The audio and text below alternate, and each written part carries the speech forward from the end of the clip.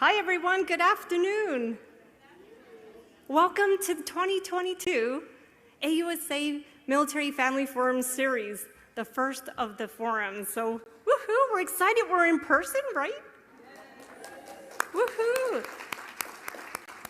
And welcome to those of you who are online. Thank you for joining us.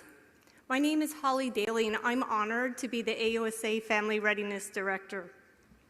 In line with AUSA's overall mission to educate, inform, and connect, the Family Readiness Directorate is here to be your eyes, ears, and voice. And we are especially proud to represent all of you, especially our Army family and all of those who support our Army families. This year, as we continue to support our Army as they remain truly, truly committed to placing our people first, and for ensuring the best quality of life, we are honored to host these 3 family forums. And these forums are made possible because of our wonderful sponsors. Their sponsorship allows us to bring in quality speakers and provides us with the resources to do what we do. Today, our sponsor for Family Forum 1 is Magellan Federal. Magellan Federal is a national partner at AUSA and a first-time sponsor. However, they have been supporting the military and military families for decades.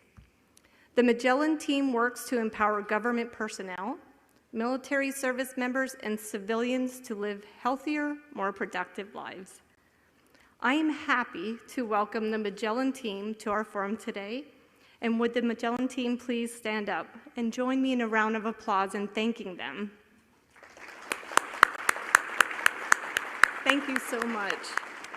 And for more information on the Magellan Federal team, refer to the QR code on the back of the pamphlet that is complimentary that is provided on your seats.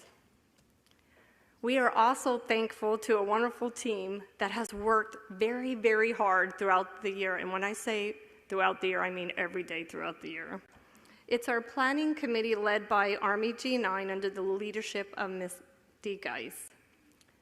Thank you all for your continuous support and dedication to our soldiers and families. And I have a heartfelt thank you to Rob Hanskin, Amy Rodick, and Christine Daly, who are on every day on the phone with me. So thank you so much to all of you.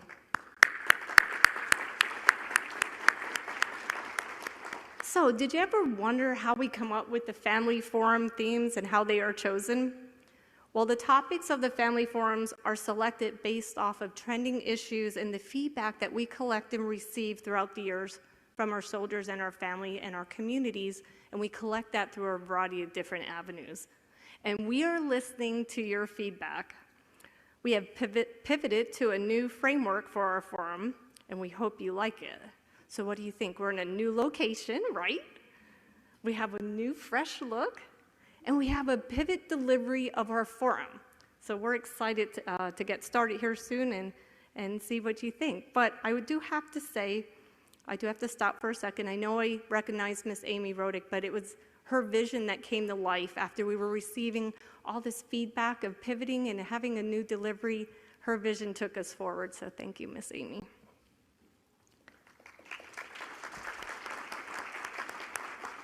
So we want to continue to collect your feedback, right? So today you'll have a chance to tap into a QR code that at the end of the forum we'll have up here on the screens, and also in the back on the easel on the boards you can tap into the QR code. But also online, if you're able to, you'll be able to tap in and scan, zoom in and scan the QR code right online. And if not, Miss Brittany Rains, our new addition to the Family Readiness team, she will put it in the comment box for you, and you can tap on that QR code and give us your feedback. To be part of the conversation today, those of you who are in the room, we have question cards at all of your seats. If a question inspires you, please write it down and hold it up, and our staff will come by and pick it up from you and give it to our moderator. But please don't wait till the end. We changed the forum format, so start giving those questions right from the beginning. And if you're online, submit your questions. We'd love to have them, and give us your location so we can give you a shout out. But just remember, ask those questions. Hashtag, I forgot to mention, sorry, hashtag AUSA 2022 and hashtag AUSA family, so make sure you're following us there. So let's get started with the introduction. So for the introduction of our forum theme and the message from our Army senior spouse leaders, who have the biggest hearts, in my opinion, and are truly dedicated in taking care of our families, I am humbled for both your leadership, your mentorship, and the relationship I have with both of you. So at this time, I'd like to introduce Mrs. Maria McConville and Mrs. Alexandra Grinston to the stage.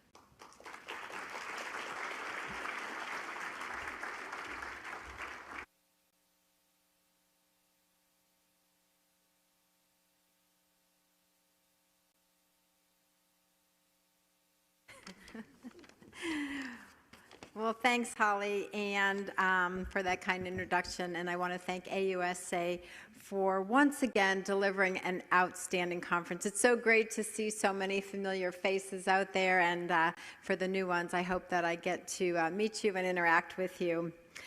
As many of you know, I am an Army veteran, I am an Army spouse, and a proud Army mom. The Army is truly deep in my heart. Being an Army spouse for 35 years, I've had the opportunity to grow enormously, develop grit, even when I didn't want to, and seek balance when Army life collided with my family life, my passions, and my profession as a registered dietitian. As a young spouse, I kept saying, I'll get an advanced degree or further my career when my husband retires, because most soldiers that I knew retired after 20 years. Right? But when Jimmy's 20 years became 25 and there was no end in sight, I couldn't use that excuse anymore. So at the age of 45, with one child in college and two in high school, I went back into the classroom for a master's degree. I was filled with terrible anxiety and uncertainty, but knowing that my husband was also facing uncertainty and challenges of a greater magnitude in his deployment to Afghanistan, I swallowed my doubt and I persisted. I graduated 2 weeks before Jimmy returned from his 15-month deployment, and I have to say that getting that degree and subsequently starting my own nutrition consulting business and LLC stretched me immeasurably, but it also helped me grow immeasurably. Being involved in numerous Army volunteer opportunities, especially the Spouse Master Resilience Training Pilot Program and Spouse Employment Advocacy, I've gained skills, knowledge, and abilities that I never would have imagined. Over my 38 years of Army life, I've had challenges that pushed me out of my comfort zone, but ultimately helped me grow. And I've had experiences that I wouldn't trade for anything. I've learned a lot about myself, especially that being true to myself, or what I call living authentically me, is the only way for me to find balance. As Jimmy and I prepare to make our 23rd and final move next year, we realize that we've spent about a third of our marriage apart from one another. But thanks to a strong and supportive military community, I was never really alone. My Army friends and surrogate family have always been there for me, and I value each and every one of you. So many Army families have always shown incredible grit, resilience, perseverance, creativity, and adaptability, and I am so proud to be one of you and so proud of each one of you. I'm also grateful to our dedicated Army professionals and our civilian partners for the robust array of programs, policies, and initiatives aimed at making this Army life a great one. I'm excited to be here with you this week for another spectacular AUSA conference, and I'm honored to be part of it.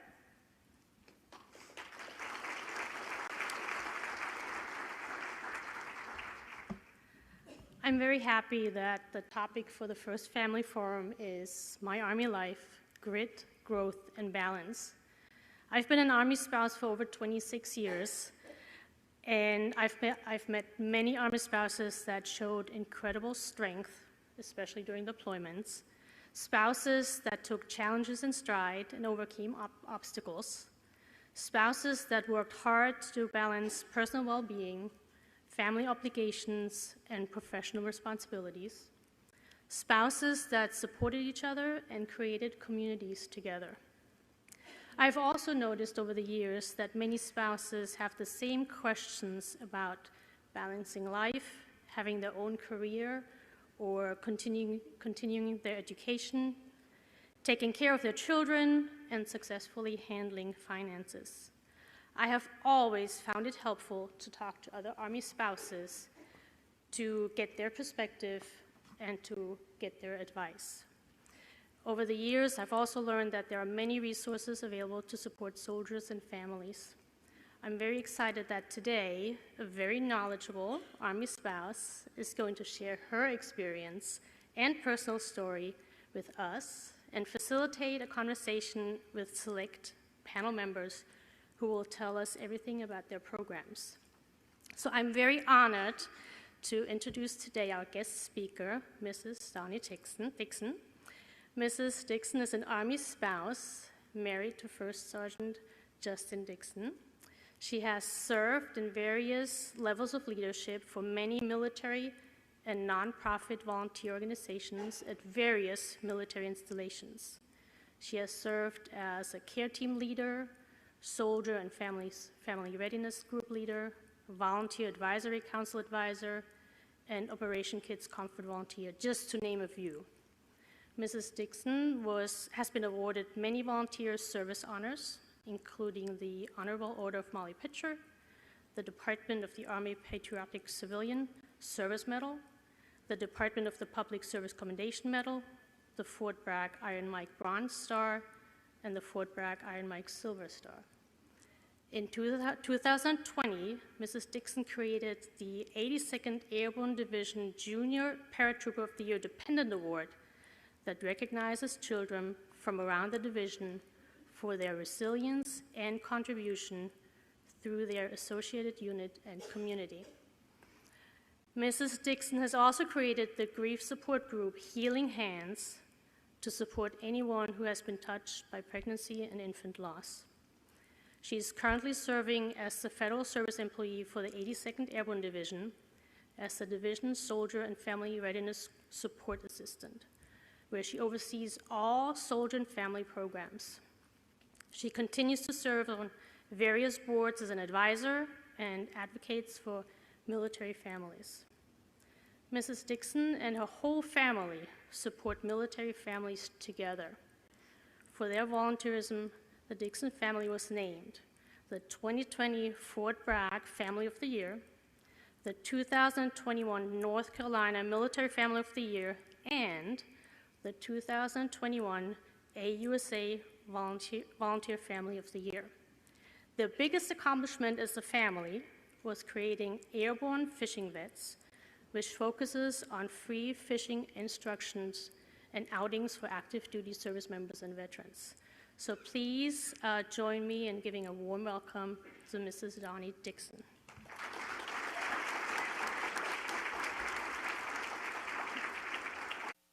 Thank you so much. Thank you so much. Thank you.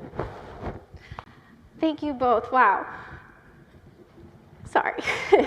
When I found out that they were going to welcome me, like, what a dream. So thank you. So my name is Donnie Dixon. This is amazing. Thank you all for being here, and buckle in because I've got a ride for you. So we all have competing priorities in our lives, right? It doesn't matter if you're military or non-military. It's just a part of our existence. So some participation here. Show of hands, how many of you are still learning how to balance priorities in your life? Yeah, me too. Okay, how many of you have mastered balancing priorities in your life? No one. Okay, because I was going to ask you to teach me all that you knew if you did know. So our family is currently stationed at Fort Bragg, which is the center of the universe, if you had not heard. My husband is an active duty service member. He just hit his 13 years. He's a first sergeant. We have 2 children we love differently. We have an angel in heaven, and we have Cameron, our 2-year-old. And then we have 2 crazy fur babies that also live with us. Oh, and my husband's like currently trying to protest that we get a puppy, so we might have another addition to our family. So in my professional life, I serve as the primary for the soldier and family programs at the 82nd Airborne Division. And for me, it is one of the most important, honorable jobs that I could ever have in my entire life. Not only do I get to create opportunities and initiatives for our military families, but I get to see firsthand the impact that our resources have on the community. And to me, that's just, it blows my mind every day that I get to see and work with a lot of you, indirectly and directly. And for fun, I do like to have fun. I love dance. I also really love to volunteer. As you heard, we were named the 2021 AUSA Volunteer Family of the Year last year, and the North Carolina Military Family of the Year. But for me, volunteering is getting involved in our Soldier and Family Readiness group immediately when I joined my husband's unit. That's how I build my Army community, and that's how I learn about my resources if it weren't for my job. So as a military spouse, there's many times where I'm raising my son alone, I'm managing the household, I'm managing finances, I'm trying to build my career. There's a lot that goes into it, right? And so when I literally sat down and I thought about what does balancing life and managing it look like for me, Miss Tawny Dixon? It was kind of hard, right? Like, because we take on, as military spouses, we take on a lot of responsibility. So how do I narrow it down? I narrowed it down to 3 steps that work for me. And I'm still working on all these steps. I've not mastered them like any of you, so that's great. We have something in common already. But I broke it down to 3 steps. So the first step is to learn how to rely on my Army family. And my second step is how to build my community and my support system, and not necessarily just my Army family. So I'd like to share a personal story with you all. So my husband and I, we purchased this beautiful home out in the country in a really small neighborhood, off base, and we hadn't even been there long enough to decide what box was going to go into what rooms, let alone unpack the house, before my husband got activated on the New Year's Eve, no notice, immediate response force deployment. And we just found out that I was pregnant, so that was really exciting. So I've met our Army family at this point. I know everyone in the SFRG group. I know everyone in the unit. If I needed to ask for help, I could. Though I'm not super great at it. We'll get to that. But I hadn't met our off-post community. I don't know literally anyone in our neighborhood at all. And like I said, it's really small. We have maybe 5 homes built at this point because it's a new neighborhood. So with our backyard, or with our beautiful home, came a very large backyard, one that my push mower and my pregnant self could not handle at all. So my loving husband decided it was time to purchase a riding lawnmower. I don't know anything about riding lawnmowers, but I thought it was like a really nice, fancy riding lawnmower. It was red, so to me it was fancy. Okay, so I'm anxiously awaiting for my riding lawnmower to arrive, and 2 weeks later, it finally does. And there it is, outside. I walk outside, and there's my ruby red just waiting for me. In a crate. It was delivered in a crate, you guys. Like, the crate was nailed shut. It was bolted shut. The riding lawnmower itself was bolted to the crate because I think they just needed more bolts. I don't know who does that, but they did that to me. So here I am, speechless, staring at my new riding lawnmower, thinking, well, at least I have a push mower, right? So I get a hammer out, I try to pry this thing open, and my neighbor, he sees the situation that's in front of him, and he comes over, and he introduces himself, and he says, "Can I please help you?" So I learned to rely on my community, right? And I said, "Yeah, absolutely, please help me." So he's trying to do it. Well, he had to get a saw. He had to go home and get a saw to get this crate to get the lawnmower open. So that's relying on my Army community. So being stationed at Fort Bragg, my husband stays on a very high operational tempo. And naturally for me, I just feel like I need to kind of take on the rest, right? So whether I'm doing it intentionally or not, and even in my position at work, knowing my available resources, I find myself still struggling with my step 3, which personally I find to be the most important step of all my steps. But before I can share that step with you, a couple days ago, something happened to me, and I felt like I needed to be a little vulnerable with all of you today and share about how our current deployment is going. Sorry if I get kind of emotional here. So my husband's currently deployed, and this is our first deployment with a kiddo. It's a whole new ball game. I've never experienced anything like this. 6 deployments in, and this is just a wild ride for real. I have a 2-year-old, y'all. So my friend calls me the other day, and I answered the phone, and she does what any good friends do, and she says, "How's it going?" And I said, I'm actually having a really rough day.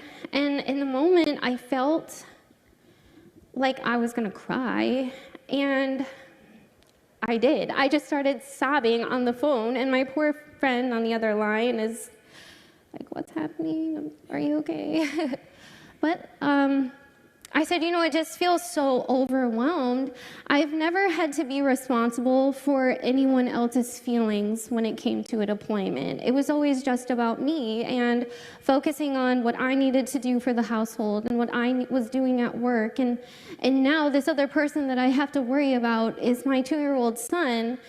And so in the moment, and even right now, that was heavy for me. And by the end of the conversation, I found myself saying that I felt like a brand new military spouse all over again.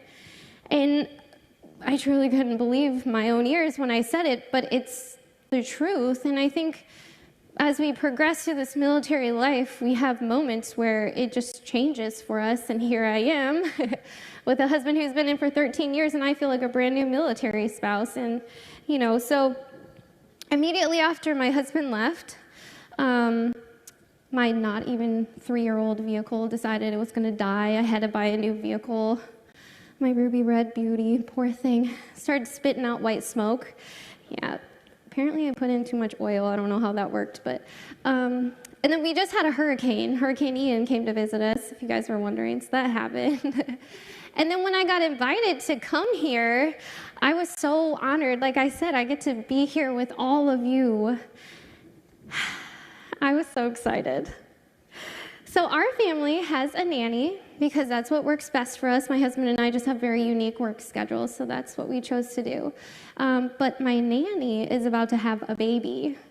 Like, actually, she's probably having her baby right now as we speak. Yeah. But that's okay because we have a backup nanny. So everyone calls me bougie when I say that. Okay, so anyways, so we have a backup nanny. So I've officially accepted the opportunity. I said, "Yes, Holly, I will be there. We are all in." And I call my backup nanny and I give her the dates, and she says, "Hey, Tawny, we're actually PCSing Oconus at the same time." That was really stressful. And then my flight got canceled. I didn't even know I was actually going to be on a flight until 12 hours ago. And then I didn't have a hotel room. But here I am, and it all worked out because we're in the Army, and that's what we do, right? So I could go on and on and on and share so many stories, as I'm sure all of you can.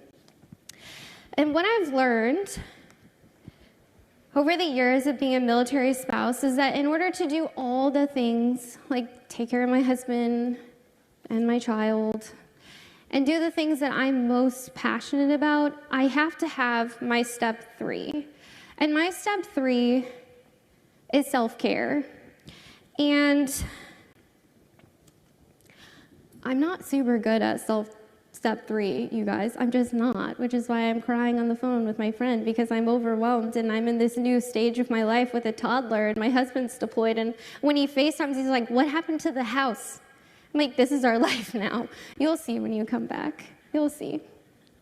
So for me, I wanted to share that story with you all and be vulnerable because that's really what military life is. It's about leaning on our community and leaning on our Army family and learning about whatever is thrown at our way, whether it be our crazy 2-year-old who's wild or just whatever else happens in our lives, a new job, a new PCS, whatever it is. But all of that is to say that I am super excited today to be here with all of you and to learn what our panelists have to say and to teach us about the resources and the tools. So if you would welcome me in a round of applause as we welcome them to the stage.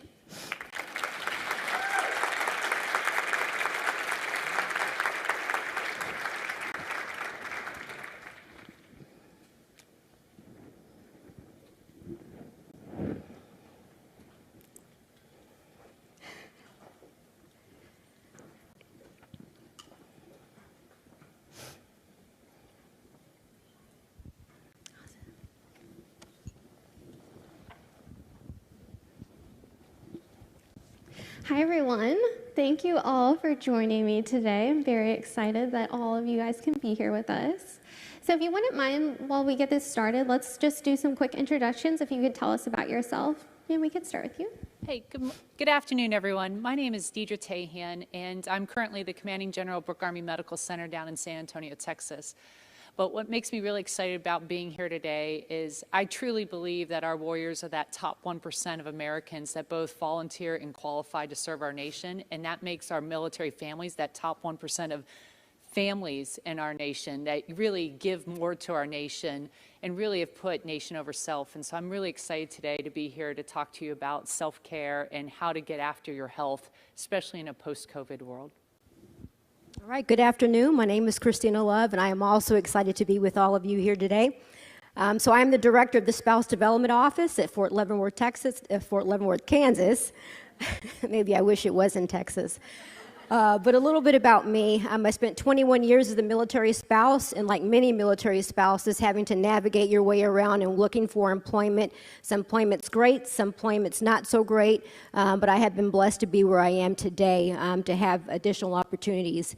I'm also a military mom, so we had a daughter that graduated in 2021 from West Point, so she is now a second lieutenant field artillery officer, and then of course we also have 2 other daughters as well. So again, I'm just grateful to be here today. Good afternoon, everybody. Eddie Menser. I'm an associate director within the Office of the Secretary of Defense, and my portfolio includes spouse employment. I'm also a military spouse, although my wife wears blue. She doesn't wear green or brown or whatever the Army calls it this year. But very excited to be here multiple times participating in the AUSA Family Forums. And I got to tell you, Holly, it's a great change and a great pivot. As you've said several times, really like the openness and the opportunity to speak to the folks that are here today. Thank you, Eddie. My name is Dawn Thompson. I'm from Soldier and Family Readiness Division, and I'm representing Helen Rodarmal. As you can see, her picture is up on the screen, but unfortunately she's unable to join us today due to a family emergency.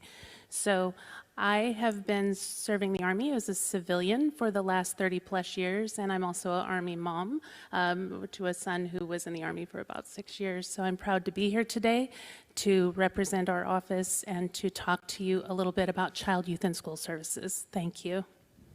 Hi, everybody. I'm Robin Mrazek. I am the SFRD, so Deputy Chief of Staff G9's Financial Education Program Manager. I am also a very proud Army spouse for the last 18 and a half years, and I'm also accredited financial counselor. So I am so happy to be here, and tomorrow you'll see me running around. So I'm really excited. I'll be supporting y'all tomorrow. But I am here to talk about really kind of the spouse perspective for retirement planning. So we'll see. Wonderful. Thank you all. I just want to remind you all that you do have the cards at your table. If you want to ask some questions, feel free to raise it up when you're done. And then those of you online, feel free to tell us your location so we can give a shout out and you can type your question in there for us. So I want to start with one question. This is for all the panelists. What are the biggest or most common misperceptions about balance and or resiliency? So, when you think about building resiliency and building grit, you think you're like building yourself to be able to take on more, right? And in this analogy, you're kind of building up your capability, but that means that each day you're taking on more and you're putting more in your rucksack. I'd like you to think about grit and resiliency a little bit different. What it's about is you can handle a situation, but then how well do you bring yourself down between that and the next one so you have time to recover, right? And I want you to think about grit and resiliency as recovery periods in between needs of grit and resiliency so that you have that capability to move up into that new space so that you don't think it's always adding more rucks to your rucksack. And I think the real challenge of this is, at least what I do for the folks I lead, is on the weekends, I ask them, what are you going to do this weekend to invest in yourself and those you love, right? How do you use those weekends? How do you use those downtime to actually do self-care and actually decrease the stress and anxiety and build up that reserve so when it's needed, you're ready to bounce again? Yeah, and I would say maybe the misconception about balance is that everything has to be equal. And then when you think about balance, everything does not have to be equal. It's about how do you prioritize and look at those things that are important in your life, because you don't want to push yourself too far to the point where you can't get back. So as military spouses and even just people as a whole, just really focusing on what we really do believe is important and what really matters in our life to help us find that balance. I agree completely. And, is balance achievable? And I think the reality is it's not. So we as military spouses, as service members, as military families, we're striving to find balance. But the reality is that we'll probably never completely find balance. When we think of something like balance, we think of, two weights. And if the weights are equal, you have balance. But just throw that weight off a little bit and you lose that balance. So I think that misperception is that we can achieve perfect balance. It's going to be very difficult to do, probably not attainable. But how do we take advantage of the resources and the programs that are out there in our strive for balance? I think that's something that we all have to think about. Agree completely. And also believe that balance doesn't have to be those even parts of the scale. As Eddie said, balance can be in different proportions at different times in your life. And maybe just to remember to give yourself a little bit of grace. So I look at it as three different kind of misconceptions. One being that when we look at resiliency, that it's something that we have or we don't have, right? And it's not. It's not something that we have or we don't have. It's something that we learn, that we go through. We just recently PCS for our 10th move to JBLM on our own with a full personally procured move, 2,800 miles. On our own. So talk about resiliency, right? We learned a lot in this process, mainly that I really needed this time away from my husband because this was about 13 weeks ago. So I learned that. But then also the second is that we don't go through, those that are resilient, don't go through stressful situations and deal with kind of intense emotions. We absolutely do. I sit in the corner and shake and cry like everybody else does. But this leads to the third thing, is that those that are resilient are not self-reliant and that they don't need someone else there to be able to assist them. So being able to do that check-in and see how someone is doing. And I will have to practice self-care. I'll have to get with you, ma'am. I don't know what that is. Well, thank you all. Our first question is actually for you, Robin. So Robin, you're a military spouse yourself. How have you been able to incorporate your experience into your role as the Army's Financial Education Program Manager? Great question. Thank you. So basically, I live this life. So, PCSing 10 times. We have gone through 3 deployments, 4 different commands of having to be the SFRG leader, right? Going and doing all these different positions, but also being an accredited financial counselor, working one-on-one with soldiers, with survivors. Most rewarding position I've ever been in, and working with families. So being able to go and to sit and talk one-on-one with all of basically the folks that are out here today, going in, hearing what problems are out there, and hearing from them how they best learn. We don't all learn in the same way, right? So being able to incorporate a lot of the experiences that I've been able to go in to have, but then also go in to look at the realm of financial psychology and human behavior and why we do certain things that we do, instead of just looking at it as a straight check the box, yes, we met the mandate by law. No, we need to look outside of the box and really be going in advocating for change, because I can throw financial literacy and education out there, but that's only one part of the puzzle. We have to create an environment where we're going and talking about personal finances and making it less taboo, right? And so all of those experiences I've really been able to take into this role, and my hope is that maybe we might change this culture so that maybe we'll go into create behavioral change. That's a great answer.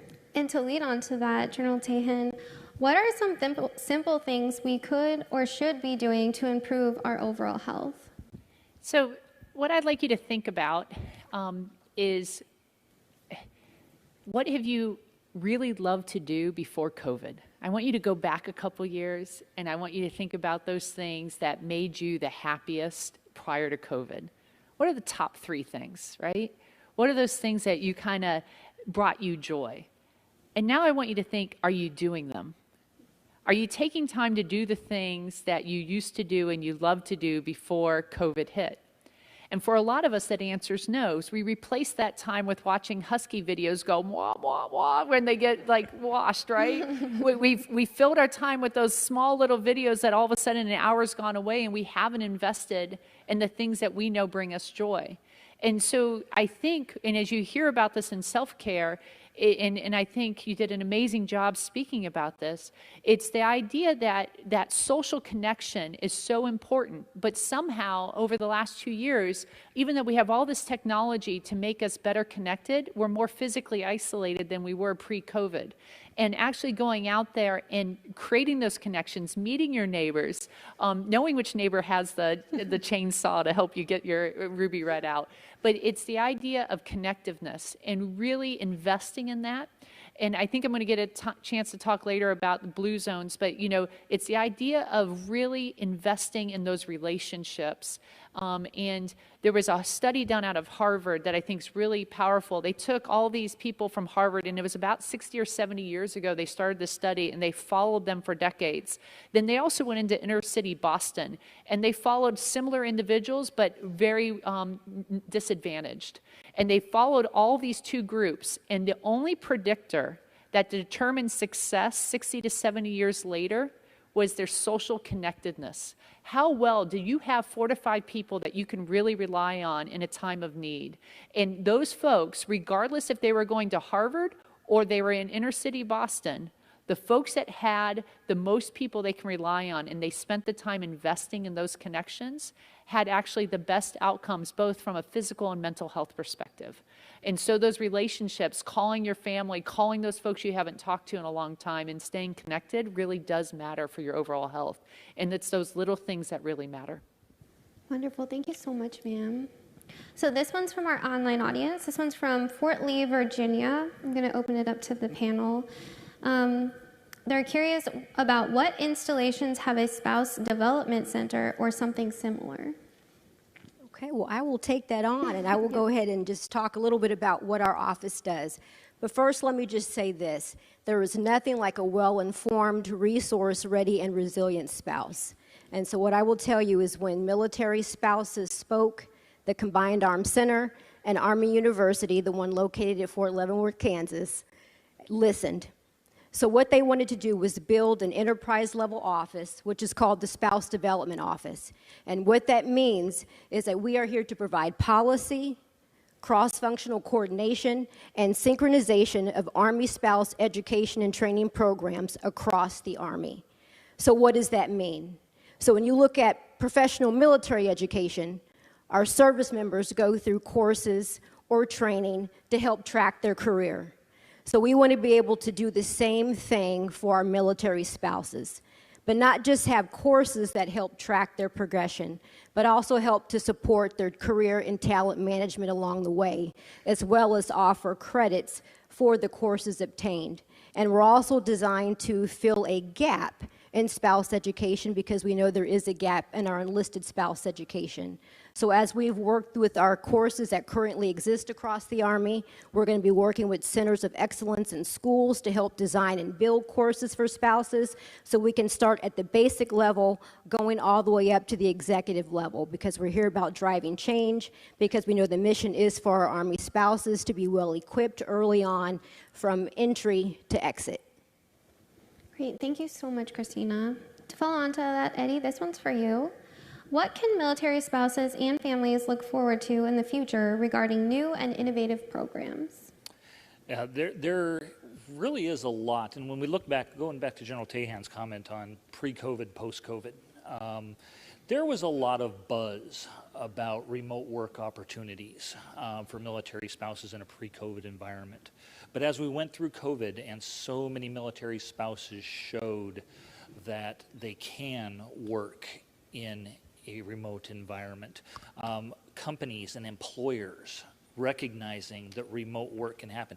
And frankly, even the Department of Defense realizing that remote work can happen. And I'm a great example of that. Moving into COVID, we were faced with a PCS. And, you know, the option I was given was you need to look for a new opportunity, that I was not going to be able to stay within the position I was in.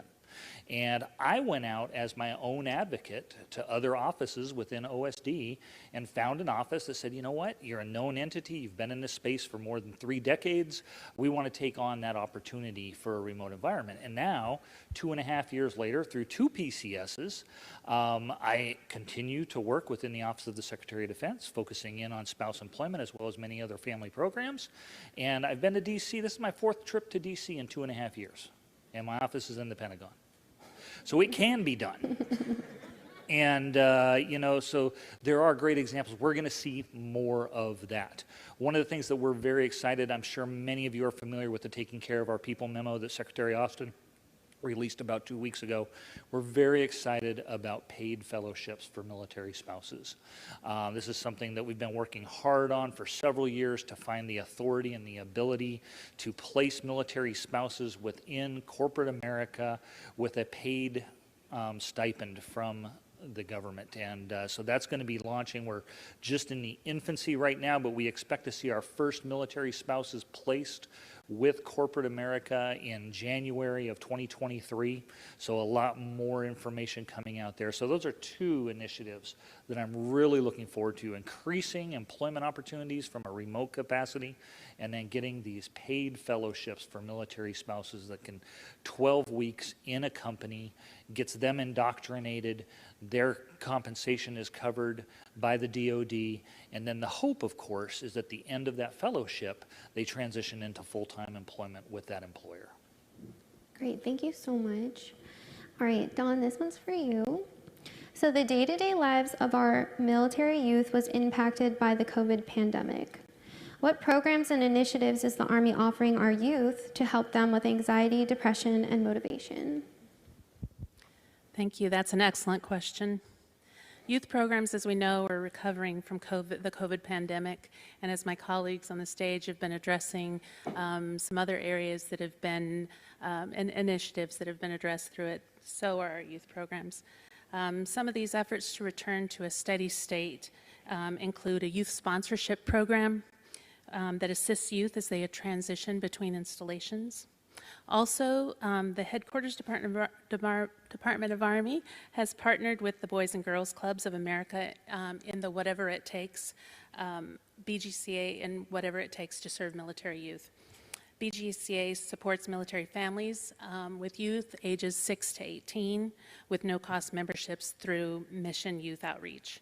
This communication strategy will target our geographically dispersed populations within the Army components, and the communication strategy does include social media and the military influencer campaign. The goal is to increase the current membership of 750 to 2,000 actively participating youth. Pardon me, I have my notes. Army is also participating in a DoD pilot to provide mental health first aid training and certifications for frontline staff working with youth ages 6 to 18. The training is being conducted by Purdue University via Zoom, and we are very excited that 30 staff have just completed and received certification for the initial course, and Purdue University has allocated an additional 150 spaces to train frontline staff. We're very excited about that. That's awesome. Thank you so much. This one I'm going to open up to the panel. This is from our online audience from Schofield Barracks. What are your thoughts on how to reach our Army families that are not on social media, those that don't live on or near military installations, to help them become more aware of the programs and services available to them? I'm going to jump on that one, and it's right here in the room. As a military spouse, my most trusted network is other military spouses. They're going to tell me what works and what doesn't work, and we're very vocal about that. And we've earned that right. But we have to tap into our spouse communities more to be able to get the word out. I hear more and more from spouses that are leaving social media for whatever reasons, and they've said, well, that's been my number one resource for information. How am I going to get information now? I think that from the DoD level and probably at the service level as well, we can do more to tap in. The people that are here today, you guys are the go-getters. You were able to get here. You were able to get to AUSA. Having AUSA and the Department of Army support these types of events is huge to be able to get the word out about these opportunities. The one thing that kills me is when I stand in front of a group of senior spouses, seasoned spouses, we like to say when you're as old as I am. When I stand in front of a group of seasoned spouses and they say, I don't know anything about those programs. And those programs are not new. These are programs that have existed for a long time. So we have to start thinking differently about how we get the word out. And I believe one of the best ways to do that is to tap into the spouse networks and communities that we already have. And I would like to build on that. So everything old is new again, right? Those social connections, right? And having those groups on the installations matter. But all of you here in attendance are a spouse leader or online as a spouse leader. And luckily for you today, the Army Public Health Center has brought for each of you in your goodie bags the health of the Army family. And what's really powerful about this as a leader in this room is it gives you an idea of what everyone is struggling with and how they're looking at it, their health from an Army spouse perspective. And so I hope that you take some time and look at this, because it'll give you ideas of where the people that you're leading are coming from, so you have a better way of connecting with them. We always talk about in medicine, it's important to be able to know where we need to meet you where you need to be met. And having that conversation where you're at right now in that space. And I do believe this first inaugural Health of the Army Family report really gives you an idea of a better way of how to meet our communities where they need to be met. One thing I just want to add on is, at least for the financial piece, you know, it's been a very difficult mission for us to be able to go in to see how do we go in to educate on something that really no one wants to talk about, that a lot of people have opinions about, but it's very kind of faux pas, right? And so we tried to go in to think outside of the box. So we've been trying to create, you know, micro-learning videos and try to go in and incorporate tailored content that will fit both for our soldiers and for our families, but also for the service providers. So specifically for us, we have financialfrontline.org. Hopefully you write that down, financialfrontline.org, which is an open source platform for anyone to be able to go on and to look. The other thing that we have that OSD has is the Mil Spouse Money Mission. Why? Because military spouses don't learn in the same way. I get it, the jargon, all of that. We all go and do things a little bit differently. I don't know about for you all, but in my family, my husband sure does not manage the finances. In fact, he really doesn't have much of a say. But that, it's okay. It's all right. He fully admits it. But so because of that, we wanted to speak the language. And I think so often we don't speak the language of our spouses and our families. So we have these additional resources. But it's always a struggle of how do we get that out? So we need your help to also tell us, how would you best receive it? That's awesome. Thank you so much. To kind of switch gears here, ma'am, How do you think COVID-19 has impacted our overall health? Yeah, so what's really interesting is one thing that's been consistent during COVID-19 is that when you go see us at the healthcare facilities and you fill out your surveys on Joe's, you answer two questions. What's your overall perspective of your physical health and your mental health? And in both of those questions, as the pandemic went on, you can see a stair-step decrease in how people self-report their overall physical and mental health. And a lot of that has to do with what we talked about earlier about not doing those things that used to bring you joy and happiness and actually feeling like you can't and then replacing that with a different habit. One of the really exciting things that I think is very powerful is this study that they did where they went around the world and saw where do people naturally live to 100 years of age, and they call those areas blue zones. And they measured what was common in any culture that made people live to be 100 years of age. And the great news, it's things that all of us can do at home right now during a pandemic or not during a pandemic. We put them in your goodie bag, and it's basically 9 things. One is that you move naturally throughout the day. So motion is lotion, you rust, move it or lose it. As a physical therapist, I can say that. The second 2 things is that you have a sense of purpose and you know how to downshift, mindfulness, right? Being able to practice breathing and actually being able to downshift. 3 of them, ma'am, you would be not surprised at all is nutrition-based, right? That you don't overeat, eat 80% of what's on your plate, a plant slant diet, and wine at 5. So that's really good. Wine at 5 made the list. And the last 3 on that list is all about having the right tribe and really being connected with your neighbors and your community, which is really the foundation of the opening comments today. And all of those things we can do, and they're all low cost, and it's just a matter of which one actually speaks to you. Where would you want to invest your time? Where do you want to actually start your journey in self-help and self-care? And again, all of those can be done regardless of where you are on your fear of the pandemic and where we're at as a nation. Great, thank you so much, ma'am. Talking about geographical locations, this one's from our online audience from Germany. I'll open it up to the panel. What are some of the programs for the military spouses stationed in remote bases overseas looking to further their graduate education, as well as career opportunities in the medical and public health fields? I'll start. There is no doubt that OCONUS employment is a challenge for the military spouse community.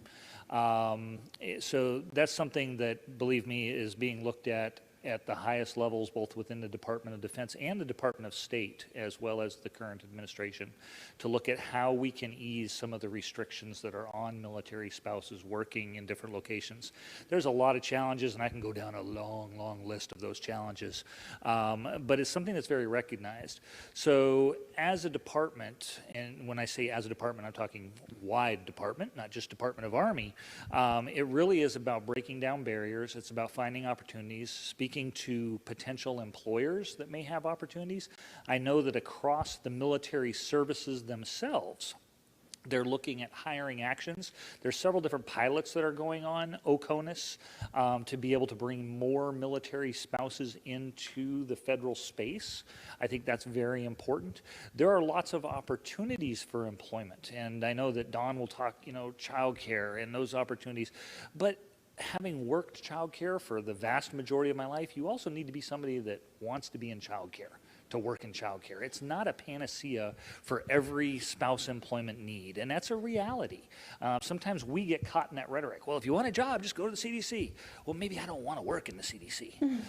Having worked in the CDC, nowadays, I do not want to work in the CDC again. So we have to realize that, and we have to look outside of what that normal rhetoric is in regards to employment opportunities, because there are a lot of employment opportunities.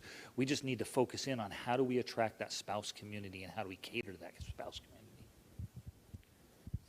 And just to partner with Eddie and what he was talking about employment in child, youth, and school services. There are a plethora of opportunities within CYS, CONUS, and OCONUS. And speaking as somebody who began her career 30-something years ago in a classroom as a caregiver, no, I don't want to go and do that job anymore, but it can be just because I couldn't probably, but but it can be a very rewarding field, and it can be rewarding for a number of reasons. And we do need, I'll address staffing in a moment, but one thing that's really wonderful about it is you can take your career with you. As an Army spouse, that's a very great benefit. You can transfer from installation to installation through our civilian employee assistance tool, their SEAT, and we've had a number of success stories with that since its inception a couple of years ago. And I have to address, how do you pay for those advanced degrees, right? So, because we may want them, but paying for them is a different story, right? So it's thinking outside of the box, like with the MyCAA, and Army Emergency Relief has scholarships. So I would need to address that because they have a phenomenal program that so many people don't take advantage of. So I encourage you to go and to check them out. You know, it is one of those things. I would also encourage you to go in to see the Employment Readiness Program. That's really important, to go in to see those great resources. We have them at the installations. We need you all to walk into there and to go and to utilize them. Thank you. I'm going to just add on to that. Other opportunities and resources, because this is all about programs and resources. So this year, through the Spouse Education and Career Opportunities Program, we've provided 4,500 military spouses with no-cost access to Udemy. Udemy is an amazing online platform, and when you think of advanced degrees, you know, Udemy is not going to get you an advanced degree, but it's going to get you advanced certifications. It's going to prepare you for advanced certifications. Through that offering, like I said, 4,500 military spouses have taken that opportunity, and we've seen more than 150 spouses, just 150 that we were able to track, that have achieved either their Agile Professional or their PMP by using the Udemy access. So those are huge industry recognized licenses that military spouses have been able to take advantage of. The key there is those 4,500 military spouses took advantage of it. We have 1 million military spouses. Where are the other 995,000 military spouses, and why did they not take advantage of that pilot? So that's something that as professionals we have to find more and more ways of pushing these opportunities. And I'll tell you, I did not want in any way to push childcare as not as an opportunity, because there's two people sitting on a stage right here that more than 30 years ago started our careers in childcare. Don and myself. And today, Don's at the Department of Army, and I'm in the Office of the Secretary of Defense. I can guarantee you that when Don started, because I know this about me, when I started as, you know, a 19-year-old working within the youth center in Vogelway, Germany, that I did not see myself ever working within the Office of the Secretary of Defense. And I doubt that Don ever saw herself working within the Department of the Army. So there are opportunities out there. Sometimes you start at the bottom, but 32 years later, you can be at the top. And if I could just add, you know, how one thought always leads to the next. But as I was hearing Eddie talk, I mean, this is really one of the reasons why our office was developed, the Spouse Development Office. Because when we talk about employment and education, how are we equipping spouses in order to gain access to these positions? Because I always ask a lot of people, do you want a job or do you want the job? And as you're preparing for the job, how can our office prepare you for that through going through this educational track? And even though some of the courses or programs that we're offering, some spouses may not be eligible, but that is why our office is designed to do the research and to look at what the gaps are. How can we look at these gaps to ensure that we are providing these resources as really from entry, when you enter into the military, equipping you with the spouses so you're smarter, you feel stronger, you feel more resilient as you go on throughout their career as long as your spouse is in the military, so you are able to gain those positions that you're looking for. And I really need to put a plug in for anyone that wants to go into medicine. We would love for you to join military medicine. As you know, there's a national healthcare shortage and providers of all types. And what's great is what the Department of Defense has been doing and really leaning in is being able to transfer your certifications and your degrees from state to state. And then there's been increased ability to actually transition as you PCS with your spouse to go from one MTF to the other, and really with minimal break in between. And so I think we've done a great job across the Department of Defense to make it easier to be a medical professional and continue to move with your spouse as you go in PCS. And we would love for you to join military medicine. Thank you all. Little ploy to recruit. Christina, what impact will the Spouse Development Office have on our Army spouses? Okay, that's a great question, because really you want to look at, we had this new office that a lot of you are just finding out about the first time. But really look at why. What does the why behind this exist, and why is it important for military spouses? So one, it's a way to help synchronize spouse education, so that way when you go to one location, you're getting some of the same resources and information across the Army. It's also another way for you to continue and build your resume. It's another way for you to earn credits. We're working towards being able to offer continuing education units for spouses that complete some of the programs and courses that we have and that we've partnered with. And it's really a way for you to enhance your career in talent management, or just look at yourself holistically as a person. So sometimes you may not be looking for employment, but how can we help you advance personally as well as professionally? So that's a few of the main impacts that our office will have, and so that we can ensure that what you're doing and what we're doing is sustainable along the way. Thank you so much, Christina. Robin, this one's for you. Military spouses' employment problems hurt not only their family's current finances, but the effect often snowballs to affect their financial future into retirement. What resources does the Army have to help spouses plan their own retirement readiness? See, I told you I would talk about that. Okay, so spouse employment and retirement planning I get fired up about, right? Because I've had to start and stop my career so many times, and I have so many retirement plans all over the world, right? So, when we go and we look at this, the economic impacts of a loss of an income can last for years to come, right? And so when we look at our own retirement planning, we know what we're really, really good at is helping our soldiers plan for their retirement. That's great, but we also have our own retirement. We want to contribute, right? We want to have a piece of that puzzle. And we need to look at us as a unit and look at us as holistically as part of this. So when we look at retirement planning, we can look at those folks that have a retirement plan. So a 401k or a 403b, a simplified employer pension, right? All these things that encompass a defined contribution plan. And that's great, and they may be scattered in everywhere, but piecing them together ends up being that hard part, because there's this simple thing called vesting. And if you know about it, you know that it is something that has a time constraint for going and being able to keep the matching contributions that your employer has. So if we're having to go and PCS and move and move and move and have to start and stop, it means that we get impacted by that. So it's trying to delve into the vesting requirements, but then also looking at once we have our own retirement, but we have to move to another place, how do we go and merge them together through rollovers or transfers, right?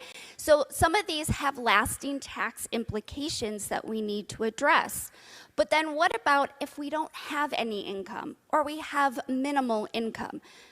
It doesn't mean you can't not plan for your retirement. There's spousal IRAs, individual retirement accounts, okay? So spousal IRAs, purely and simple, are you get to keep your own retirement plan, but your spouse gets to contribute for you, okay? So there's a lot that delves into this. So all of that to say, we have a really great team at all of our installations, CONUS and OCONUS, through personal financial managers and over 300 personal financial counselors that can give you no-cost, free, confidential personal financial counseling and assistance. So if you remember that website, financialfrontline.org, you'll hear me say it a couple more times, you can go right on there and you can go in to find it. But better yet, you can actually go in to see how you can plan for your own retirement through all the resources that we have. Thank you so much, Robin. Eddie, this one's for you from our audience. Will there be any more employment programs for National Guard spouses, not just AGR, but traditional? So here's one of those challenges that we have that actually is not really a challenge. Everything that we offer from the Spouse Education and Career Opportunities Program, whether that's our free career coaching, where a military spouse can access a career coach, a master's level certified career coach, anytime they want, as often as they want. That's available for active, guard, and reserve. And 365 days post-separation or retirement. So these are career coaches that you can access at any time. It's not call in and get a different coach. So I call in one day and I get Robin, and then I call in again, I get Eddie, and I don't get no continuity. You get assigned your own coach, a master's level career counselor that's going to work with you at every level. Doesn't matter if you're a brand new military spouse with no background at all, or if you're a seasoned spouse that's, reinventing yourself and getting ready to, after 20 years, to go back and, get a new master's degree. It's all of those different opportunities. That's all for guard, reserve, active. The Military Spouse Employment Partnership is 600, will be, by the end of this month, 600 employer partners that have committed to recruiting, hiring, and retaining military spouses. In just over 11 years, they've hired more than 220,000 military spouses at every level. Those spouses are active, guard, and reserve spouses. So a lot of times we think that our resources are limited to one component or the other, and that's not the case. The great thing about the Spouse Education and Career Opportunities Program, and especially the Career Center, is it's 100% virtual. It's a call center. And if you're like me and you call into a call center, it's the last thing that you probably want to do. But I'll tell you this. We get great feedback on our call center. Industry average for a call center feedback, they ask at the end of your call, would you like to take this survey? We all say no, and we move on with our lives. Industry average is about 8%. We average about 22%. I said it earlier, we're military spouses, we like to provide feedback. But I'll tell you this, of the spouses that take advantage of the Career Center, we have a 98% satisfaction rate. 98%. Industry standard is about 35. So much so that the Spouse Education and Career Opportunities Call Center has been recognized as the best global call center, mid-sized call center, 2 times in the last 5 years. So it's a great, great resource, and we field about 12,000 calls on a monthly basis. But I'm going to go back to those numbers I said earlier. That's 12,000 calls from 1 million potential callers. How do we get people to take advantage of that? But long answer to the short question is almost every one of our opportunities is available to guard, reserve, and active component spouses. The only one that's not is the My Career Advancement account. And that's strictly because of a Title X issue where individuals have to be in a Title X status. Thank you so much, Eddie. Christina, this one's for you.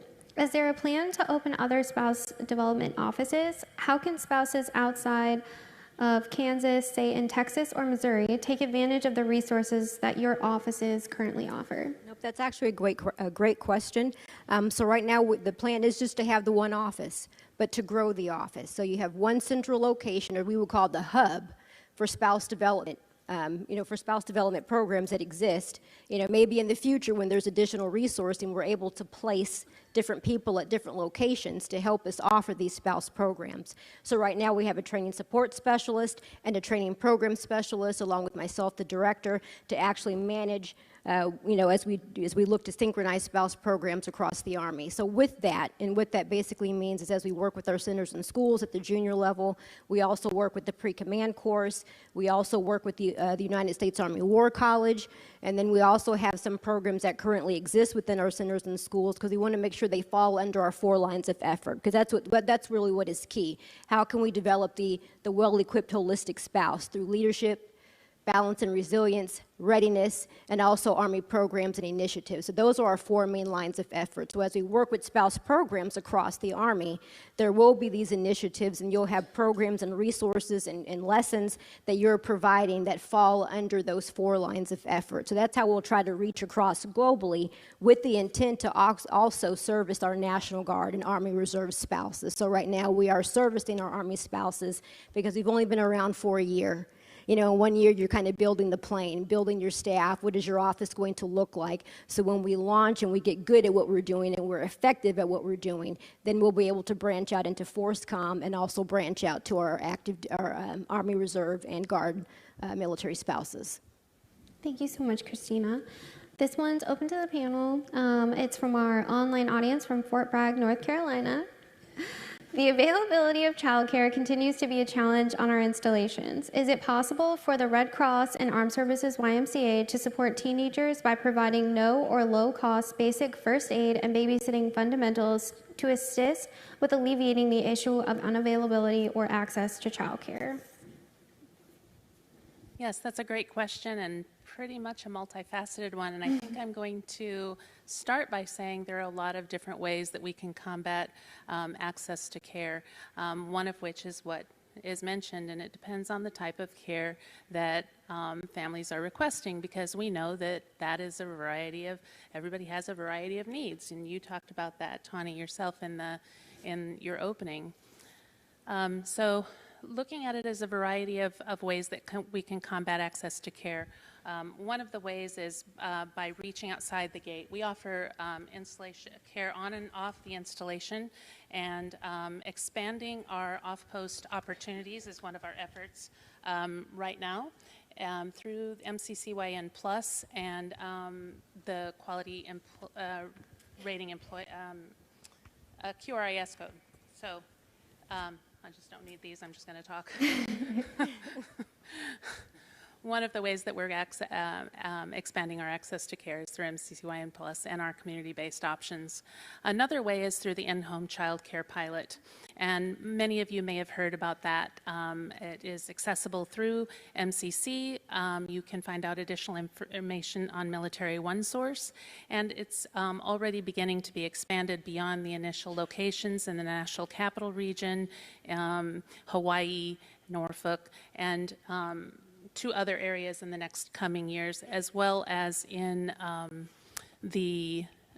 allowing family members to be able to receive the assistance through the in-home child care pilot. Thank you, Dawn. This one's actually for you as well. So the Secretary mentioned in her opening remarks more child care centers and staffing. What will this look like, when, and where?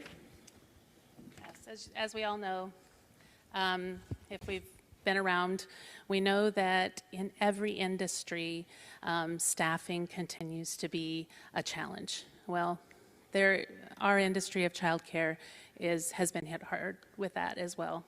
We know that that's true in private childcare and as well as in our military childcare communities. We also know that right now that in our child care centers, we're staffed at about 70% right now.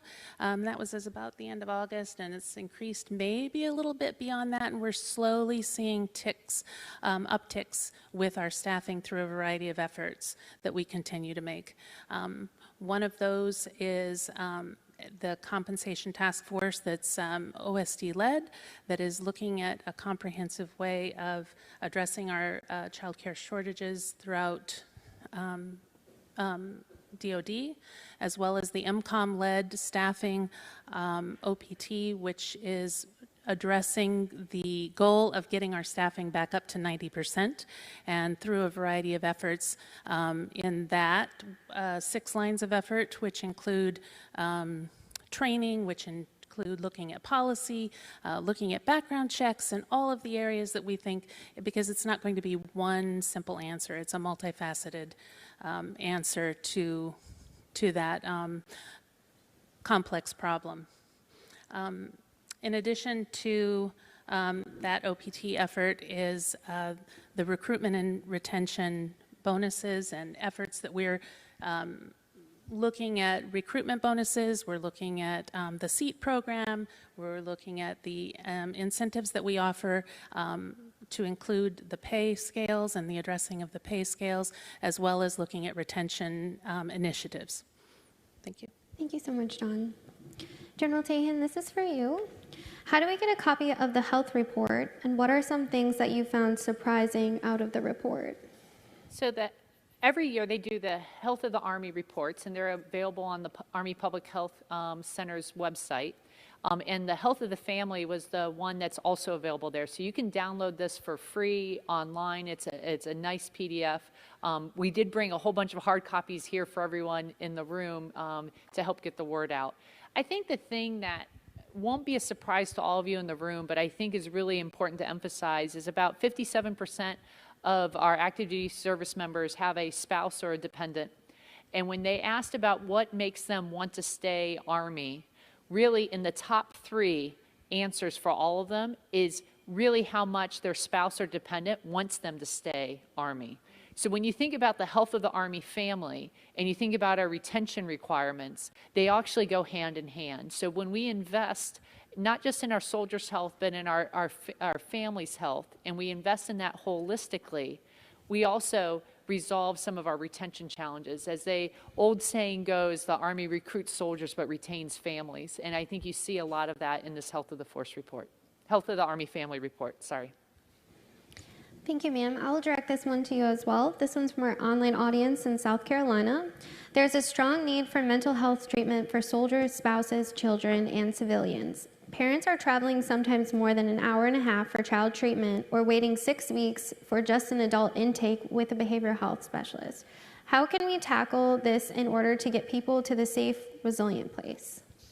Yeah, what a great question. You know, one of the things, again, it goes to a nationwide shortage of behavioral health providers. But what I think the Army is doing phenomenally well is trying to stitch together all the resources that are currently out there into one continuous system.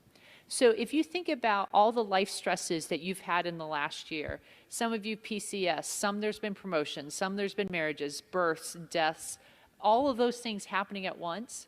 Well, not all of that is a clinical diagnosis, right? Not all of that is really something that actually has a behavioral health diagnosis. How do we then make sure that those folks that are having challenges dealing with life stress get to the MFLCs, get to our chaplains, or, and I'm going to say it a different way, financial health, financial insecurity also is a major driver of challenges within the families. And how do you get them to our career counselors and financial counselors? So what you want to do is stitch together a system where everyone on an installation knows all those other folks that are part of it and is able to refer back and forth. So when I was at Schofield Barracks, we actually brought together Army Community Service and our behavioral health providers, and they actually started bi-directionally referring to people to each other, right? So we had a soldier that had a behavioral health condition that was based on finances, that they knew the financial advisors so they can refer and get that fixed. And then vice versa, the financial advisors were dealing with a family and they realized it might be more than just financial issues. They were able to get them to the family advocacy. They were able to get them to SUDC if they think there was a substance abuse, or to behavioral health. The chaplains have done a phenomenal job working with our behavioral health providers and Office of the Surgeon General to figure out how to actually better train our chaplains so that we can get that bi-directional communication, so we can actually create a network, so we can actually help people faster and quicker and get them to the right location that they need help. This is a wicked problem that is really keeps us up all at night because we want to improve access to care, but we also want to make sure you have access to the right type of care. And we also don't want people to think that every time they're challenged with a life stress that it actually means that they have a behavioral health condition, right? And because that sometimes keeps people from seeking care.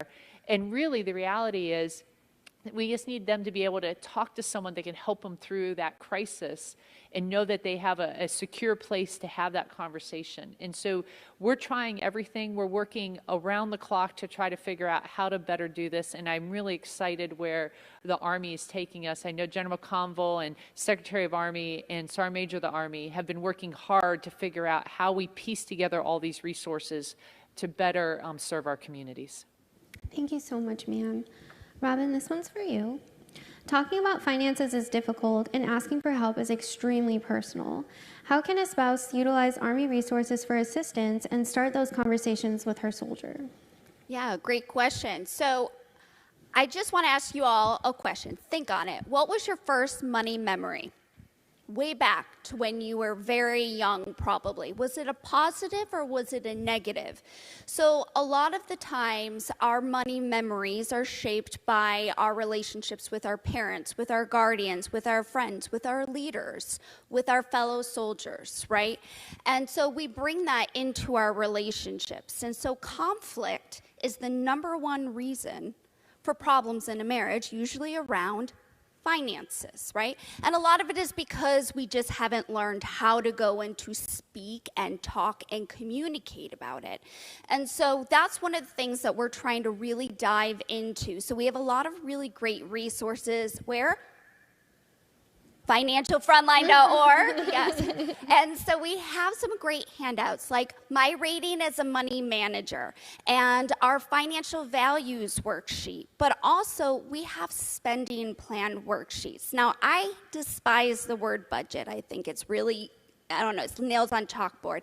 Let's make it eloquent, like Target. So spending plan, right?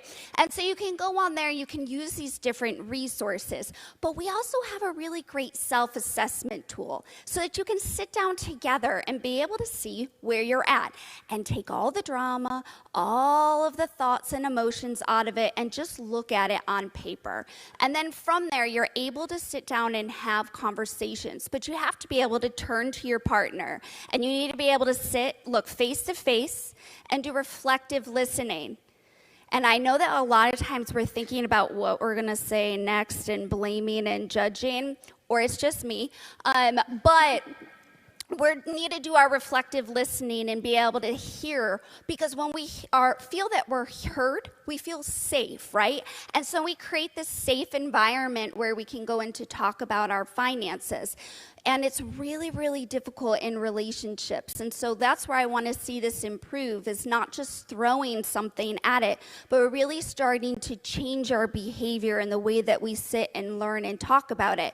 So for all of you soldiers that are out there that go and take those pieces of paper and don't bring them back home to your spouse, please do so. And for spouses, please go in to check out our resources, but also stop and go back and ask your spouse about these different resources, because that's where we're going to go and change our behavior and our culture when we can openly discuss our finances. Thank you so much. This one's open up to all panelists. How do you define grit and growth? What does this phrase mean to you when you hear it used? I'll start. So when I hear grit, I think about perseverance. I think about the passion that you have for whatever it is that you're doing.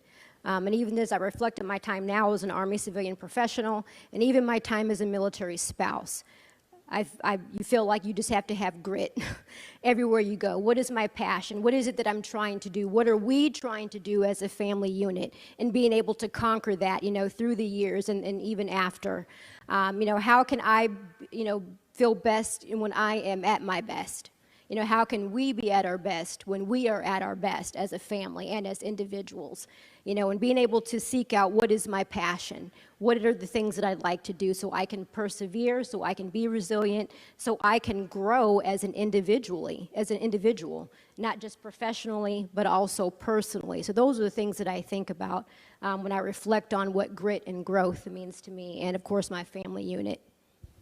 The one thing I'd add to that is I would move upstream of grit and growth and start with why. What's your passion? What gets you up in the morning? What makes you excited?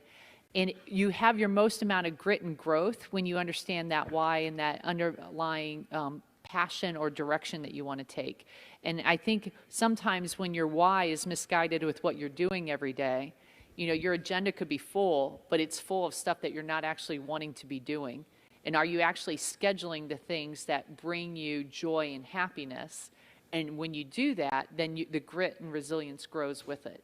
And so really figuring out that underlying why and how to then invest in it, even if it's small steps that make a big difference. When I think of growth, I think I'm always growing. And I have to recognize that whether it's in my personal relationships, my professional relationships, whether it's taking care of myself, I'm always growing and I'm always looking for new opportunities. When Holly first asked me to participate on this panel, and I with a 12-year-old, I'm always talking synonyms and antonyms and things like that. And I asked my son, I said, what's a synonym for grit? And he came up with, there's a lot of synonyms for the word grit. But he was challenged because he felt they were all very different, and there was not one synonym that he could come up with. So as I thought more and more about it, I look at it as the secret sauce. And, you know, all of the challenges that are out there that we encounter as military families, what makes one family excel when another family doesn't? What is different about that family that's excelling, or that family that's succeeding and the family that's not, even though they look exactly the same? And so for me, it really is, it's this, this journey of trying to find that grit, of trying to find that secret sauce so that I can be successful, so that my family can be successful. Something I've heard everybody here talk about is self-care, and I think that as military spouses, generally we suck at self-care because we often put everybody else in front of us. And I think everybody can pretty much relate to that. And honestly, it probably isn't even just military spouses. It's spouses in many, many different walks of life. So as we look at that self-care and taking care of ourselves, I think one of the things that I have found critical is that network. And I think everybody's talked about a network up here. In our line of business, typically we think of that as our professional network. But we have to get beyond the professional network, and it's that network of peers, that network that is going to be there for us no matter where we are. My wife and I often will say that we're like cable. We're best when you bundle us together. And if you put us in different places, you know, we're not going to be at our best. So how do we build those networks of care? How do we build those networks of support so that we can all be at our best, that we continue to grow? And I think that in itself develops that level of grit we need to be able to succeed. And I'll just add real quick on to this is it comes back also of sometimes realizing that that person that you think that is that really great family might be faking to make it, right? And that's just real, and that's okay. And so it's just one of those things for me of growth is a lot of times for every 2 steps forward, there might be 1 step back. And it's when you're taking that step back of being able to reach back and ask for help. And I think that's where we as the Army, as all the services really fail, is that we do not ask for help. And that does not necessarily have to mean a formal walking into somewhere, but reaching out, having your battle buddy, whoever it may be. But we must be able to sit and be able to go and to recognize and understand those resources that are out there, so that way we can refer them back. So that growth is not only being able to see that sometimes you're just going to fake it to make it, and other times you're going to be really successful, but you got to be able to every once in a while stop and ask for help. And just to add to that journey to find the grit, you know, it's just how you frame that. If you're looking at this as an opportunity to excel or an opportunity to look at a way to grow, and that happens all the way through your life in different ways. So I would just, as I look around this room, and maybe this is the way to sum it up, and nobody is probably better than those of you in the room in dealing with grit and finding that balance. Thank you. Thank you, everyone. So this one is for me, and I'll open it to the panel. So do you think the SFRD FIRSA program can be expanded to embed professional employees at unit level to help provide resource referrals at the lowest level of the Army? The more FIRSAs, the better, in my opinion. Being a FIRSA and a military spouse, for me, I get to see, like I said, I get to come up with cool initiatives, but I also get to see the resources that are available to our families. And personally, at the 82nd Airborne Division, we've worked a system with ACS so that we know how to properly integrate that. And we've done that based on data research in the division. And so one of the things is an easy thing, right? Like, it happens all the time. We deploy, and then they redeploy. But sometimes from an Army perspective, they plan out this super great redeployment, but then when you think about the spouse and the family aspect and how that's impacted, I think that's when the FIRSA program really gets utilized, because I know as a spouse, and I know working with our families and now having so many IRF activations in the division, things that do and do not work. Like, one of our lessons learned was to, if we are going to have it at Green Ramp at a pack shed, we need to make sure that we have USO or another available resource that comes and brings crayons for the kids or fruit snacks, because at the end of the day, mom is just as excited and nervous as the kids are, but the kids understand it in a completely different way. Going back to my personal story about my deployment with my husband, very interested to see how all of my professional advice to my families plays out in the reintegration process. But I absolutely think that FIRST should be embedded in the units at every single level, because I think that we look at it from all different angles, and we work so closely with the families and the spouses that we get to understand what the true needs are, and we can communicate that in a professional way to the service members, and then we work cohesively to, at the end of the day, make an almost perfect, because it's the Army, redeployment for our families. If anyone else wants to add on to that? No? Tanya, I'll just add personal experience. So, and this is more for you probably than anybody. My wife deployed the day after my son's second birthday for 15 months. So I had him for all through potty training, the whole works, and he's still alive. So it worked.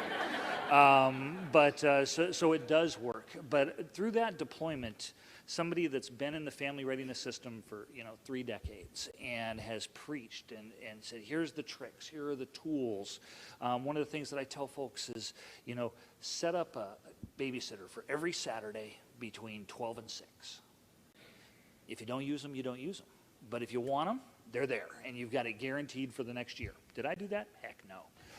So it was my son and I every day for, I think, 14 months. Every day, and he was 2, and I acted like I was 2 most of the time. But then there was an event that I had to go to at the White House. Tried to get out of it, didn't want to go do it. They said, nope, you got to be there. And I got a babysitter. Now this was like 3 weeks before my wife came back. Got a babysitter. It was awesome. I was downtown, and I was like, oh my God, this is amazing. I didn't do what I had been preaching to everybody else for the entire deployment right up until the end of it. And it was a lesson for me as a service provider, as a helping professional, that, we have to take care of ourselves. And if we take care of ourselves, guess what? The kids are going to come out okay on the other end. So it really works.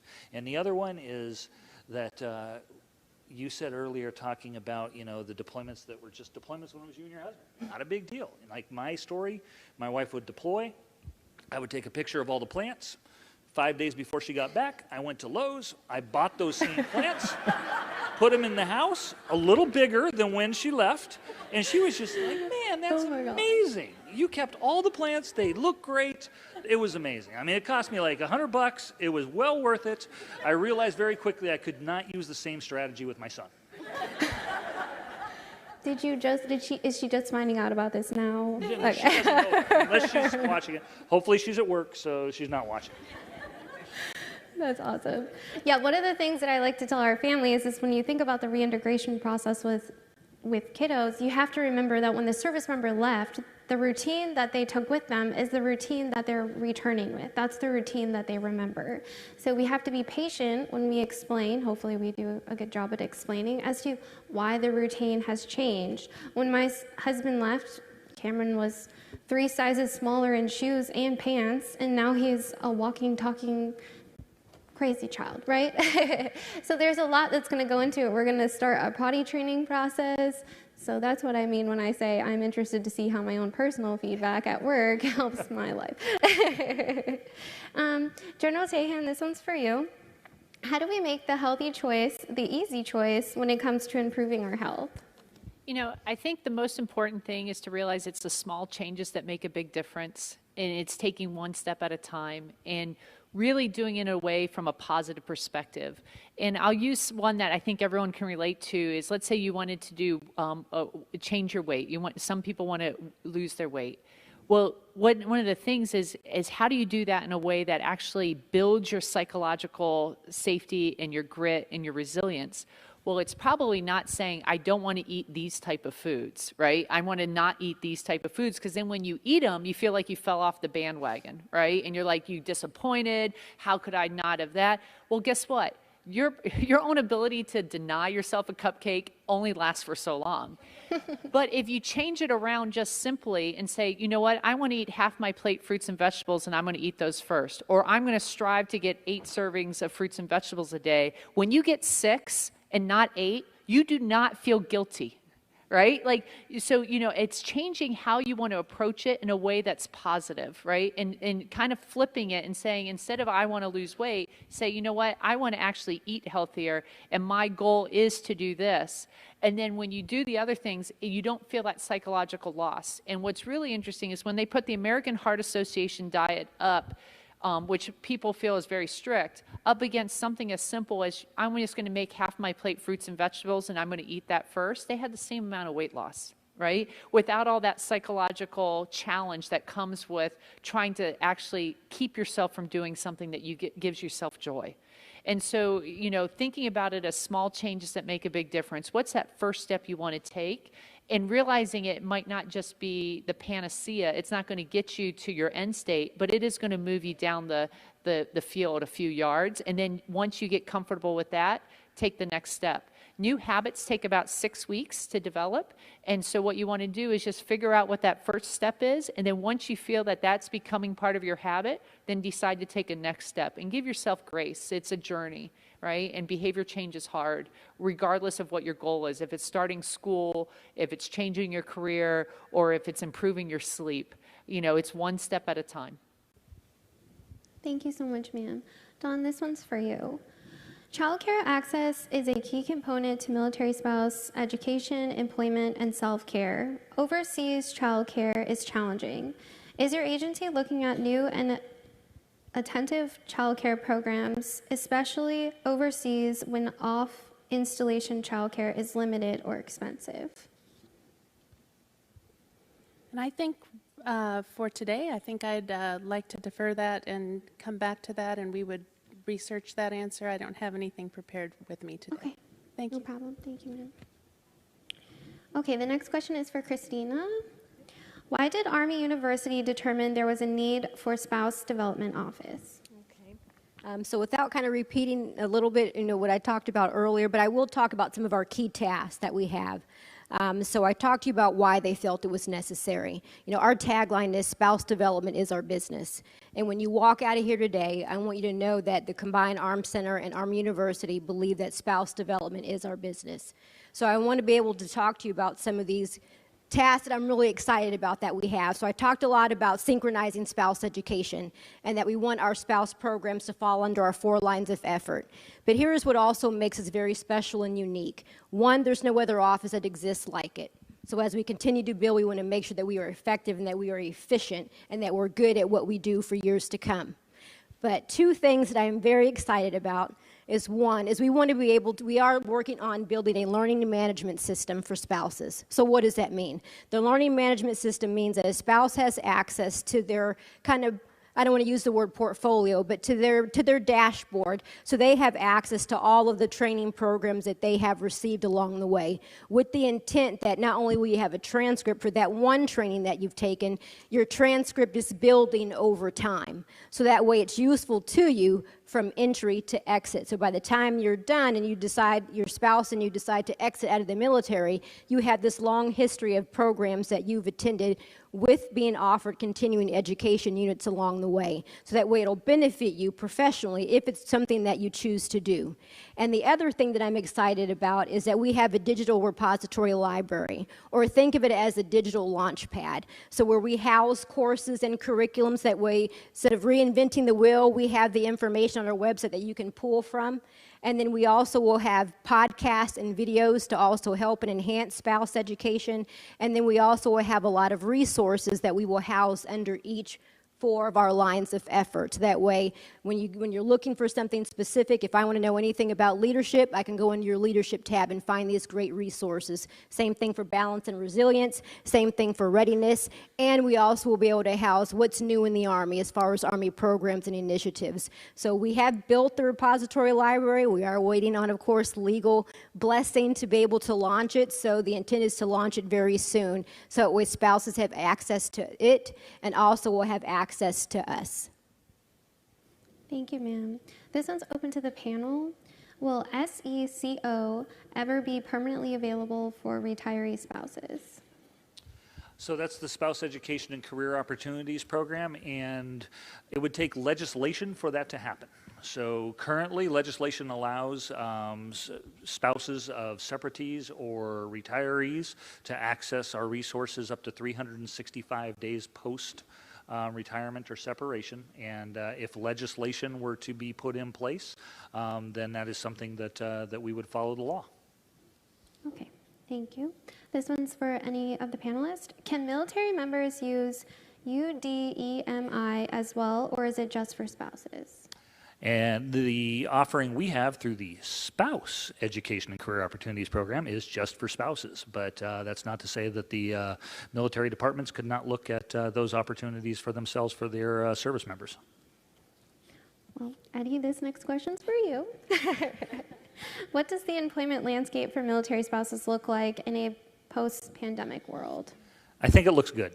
More and more opportunities for spouses, more recognition of the need for spouses. One of the things we're going to be focusing on as a program over the next year is military impacted communities and trying to grow an understanding for the necessity from small businesses.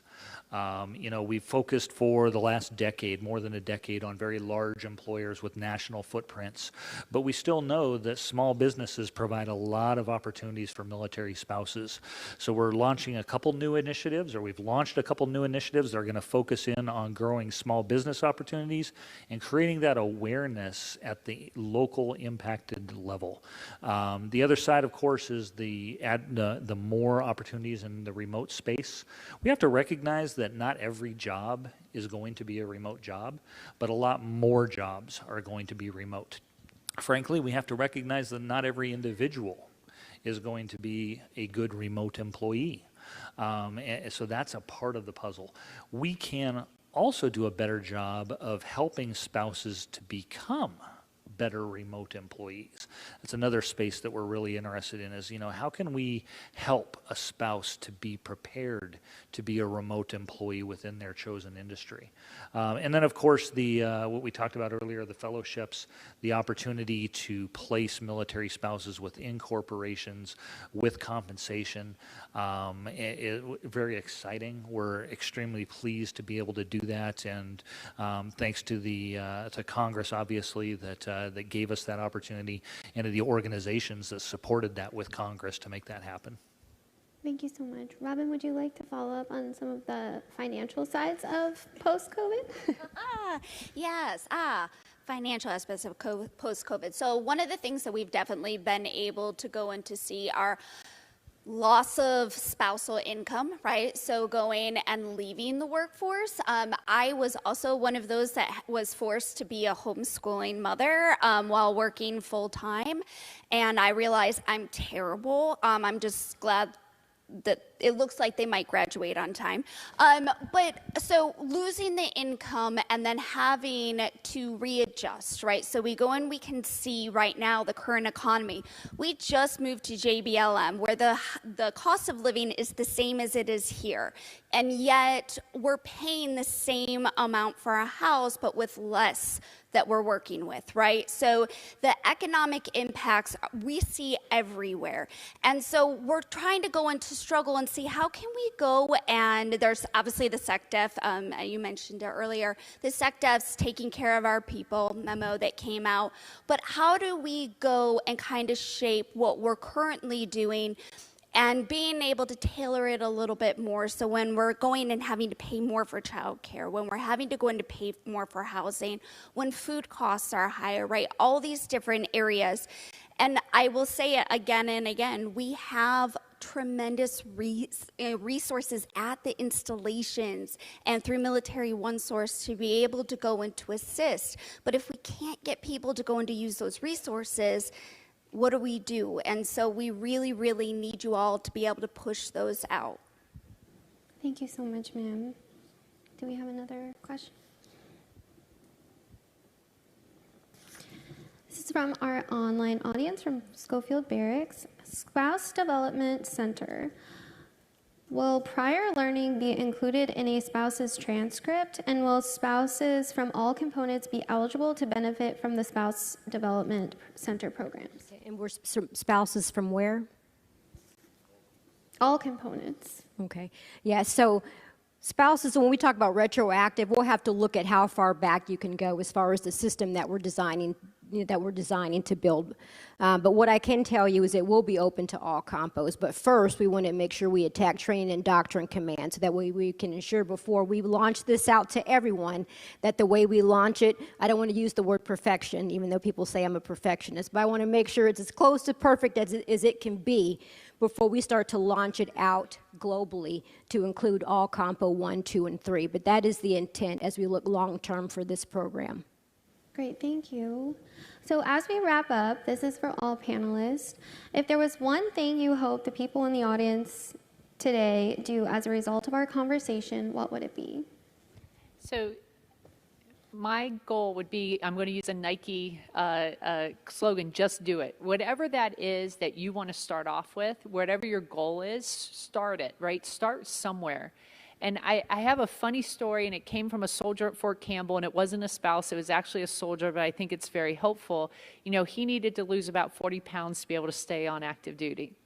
And he thought, you know, maybe I shouldn't eat a double cheeseburger with bacon, large fry, large soda from Burger King every day for lunch. But his first step was to go to a single cheeseburger, no bacon, medium fry, medium soda.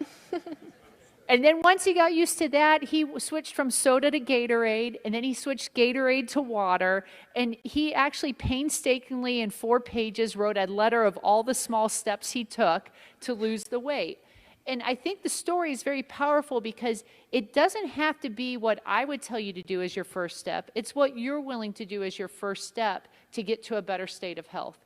And that might be very different. And where you apply that really should be where you want to invest. Some of you, it might be financial. Some of it might be personal development. Some of you might be growing better families and better relationships with those you love. Some of it might be sleep, activity, nutrition. But it's about the small changes that really make a big difference. For those that are in the sleep, activity, nutrition side, we still have a 24-module that's online at the Army Public Health Center for Performance Triad that gives you ideas of the small changes that make a big difference so that you can figure out if you want to actually take what step, and you might not know which step you want to take. But if you're going from a double cheeseburger with bacon to a single cheeseburger with no bacon, you're still making a step where you're voting for yourself a little bit more than you did the day before. And it's really about voting for yourself a little bit more tomorrow than you did the day before. And really give yourself grace as you go through that journey, because change is hard. Okay, and I'll just say advocate for and advocate with the Spouse Development Office, because my goal is to ensure that when you walk out of here, will you be able to interpret everything that I provided for you today to be able to go out and explain what it is that we do. So the 3 takeaways I want you to leave here with are not only is it just spouse development is our business, but knowing that we are offering training and education opportunities to enhance their career and talent management, and then being able to provide a career tracking system or a launching pad for them to be able to have access to resources from entry to exit. There are so many resources out there. You've heard about multiple resources. We didn't even touch on the wide variety of resources that are there. I would challenge you to pick one goal. What is it that you want to do? Is it improve your relationships? Is it find that next job? Is it grow your career? Whatever it is, pick one thing. So often we've got like 35 goals and 47 targets, and we end up getting mediocre on about 30 of them, and the other 5 to 12 just fall off. Focus on one. Then go out and find 3 resources from our community that can help you achieve it, and figure out which one is the best resource for you to achieve your goal. Now, I'll tell you this, there are so many resources out there. That is quite often very hard. It's extremely hard to find out what resource is best for you. But they're there, and you tap into that network that you have, because everybody here has an amazing network. What has worked for others? What has worked for somebody that looks like you or has the same background that you have? Tap into that, go out and utilize it. A lot of times, to steal a medical term, it comes down to triage of all of the things that are there. What's the most important that's going to help you get there? And I'll leave you with this one last thing. If it's not working, move on to something else. because there are so many resources out there. I hope that it's a resource that we have through Military OneSource or Spouse Education and Career Opportunities. Maybe it's a resource through the Army. Maybe it's a resource through one of our nonprofit partners. I don't care what resource you use as long as you find the right resource to get you where you need to be. I think I'd say to focus on communication. If you are an Army spouse or if you are a friend to somebody else and you know that you need childcare and you don't really know how to access it, go to your Army family, go to your community, go to our programs, jump onto militarychildcare.com and see what's out there and register your need for care. I think that that is a first step. And then from a programmatic side, whether it's staff in our office from Soldier and Family Readiness, if our counterparts in IMCOM, if you're at the installation, just to be able to listen to our patrons and hear what the needs are and to be able to address the ever-changing needs that are out there. So I want you to take care of your financial health. So I want you to go onto that website, which is financialfrontline.org, thank you very much, and go to tools and resources. And I want you to go and to click on the self-assessment tool.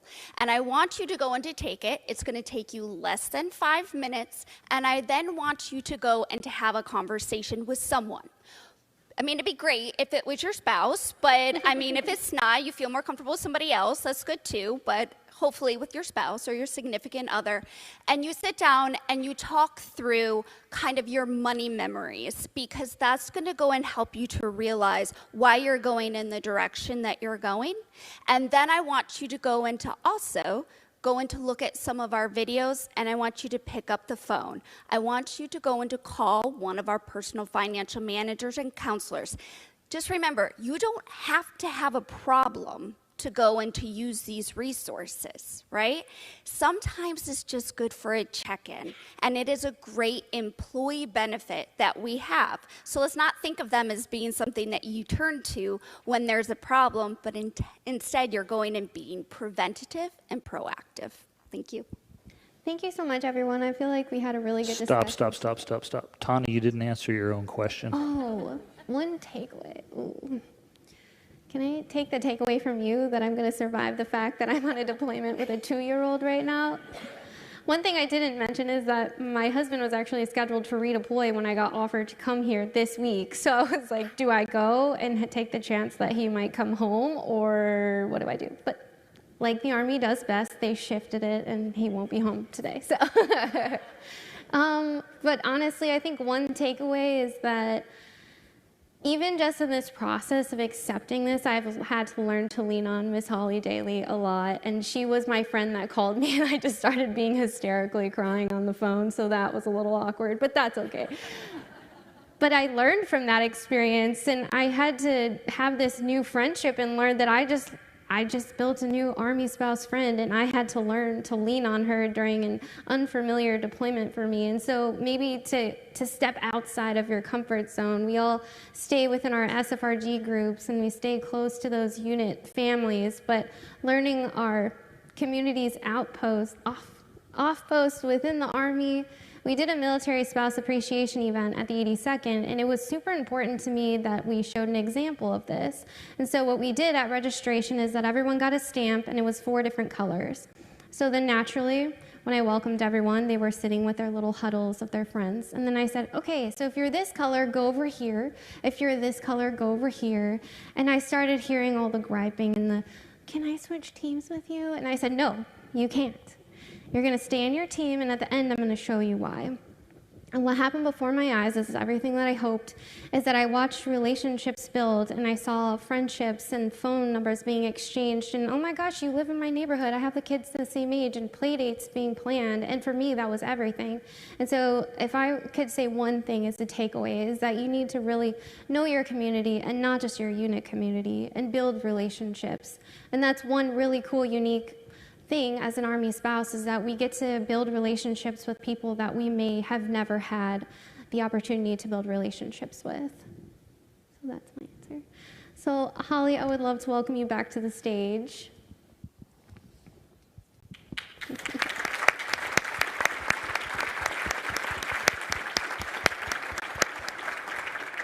Wow, being an Army spouse for life, I am still learning about grit, growth, and balance. So thank you to each and every one of you for your expertise, your skill set, sharing your personal stories, and for balancing those competing priorities so you could be here today to share with all of us.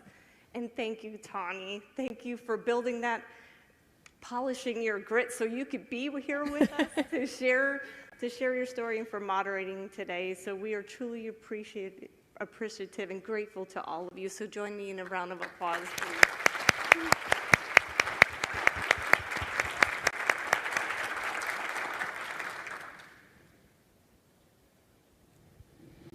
So we hope that you found today's forum beneficial. Now it's time to give us some feedback, right? Please use your QR code online and on the screens. We'll be bringing them up shortly, hopefully. And in the back of the room, yes, they're waving them in the back of the room. We have our QR codes on panels over there by the easels. Please tap them on your phone and give us your feedback. And while you're doing that, we'd like to leave you with this thought. How will you go forth after today's forum to build and enhance your grit, growth, and balance? But better yet, how will you share that with others? As you heard today, there are a lot of programs and services available.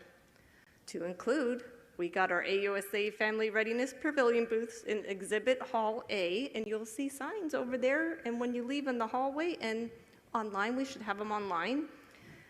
So go down and check out the resources. They are global resources that can help all of us. So if you have time, get down there, and they give away some really good swag, too. Nearby is the AMC kiosk, which demonstrates the digital Garrison app, which is you have to have this app. It is fantastic. Right, Ms. Rodick? Yep, there are signs outside the door for that, too. So if you don't have it on your phone, you need to download that on your phone. Also, look for our relaunch of our Army Matters podcast series, which includes our Family Readiness, Family Voices part of that series. And we have the great honor to co-host with Mrs. McConville and Mrs. Grinston, who bring you relevant, updated resources, as you've heard today on these podcasts. So if you're not signed up for our podcast, you are missing out. You need to sign up today. And you can go to ausa.org/podcast. And to keep up with these resources and to take more advantage of them, you can also, if you haven't heard, you can also have a free membership with AUSA. That's right. First time, it's now free. So join on and you can access all those resources. But we also have 120 chapters worldwide, and they're all volunteer run, and we would love for you to join us at our AUSA chapters. So this concludes our first family forum. Please join us for our next forum tomorrow morning at 9:30 Eastern, and that will be here in the same room and location and online. It's Family Forum 2, Building Connections, Strengthening Personal, Family, and Community Relationships. But also be sure to come back then tomorrow afternoon at 1500 for our popular town hall with our Army senior leaders. So that is all for today, and thank you so much. We're grateful to see all of you.